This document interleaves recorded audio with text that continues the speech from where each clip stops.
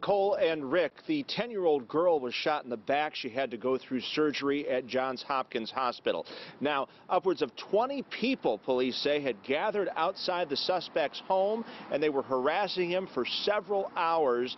Police tell us that video obtained from nearby surveillance cameras will prove crucial in this complex case.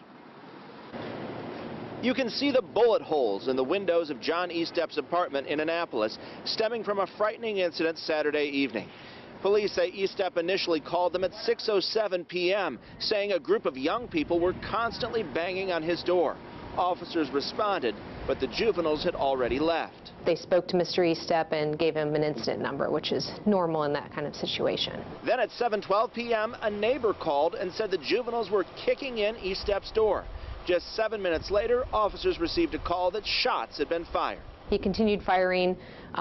He also said out the window of his residence, and then he ended up leaving the residence, firing some shots as he was walking to his car, he said, as warning shots into the ground. According to charging documents WJZ obtained, Estep says he opened fire after someone kicked in his door. Police wrote he feared for his safety during this time. We believe that it rose beyond the level of mere protection of his life. At the point when his house is being broken into and there's someone at his door coming into his home, he definitely felt a threat. As soon as the shots are fired, the group that was around his home flees. They run away. And at that point, there's no further threat, we believe, to Mr. Estep.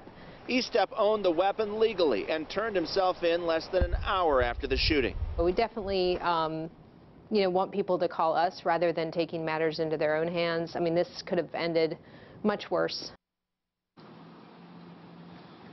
Now, this all happened just a few blocks from where I'm standing, and many neighbors are very frightened to speak out. But we did talk to some of them, and we'll have community reaction coming up, all new at 6 o'clock. For now, we're live in Annapolis. Mike Helgren, WJZ.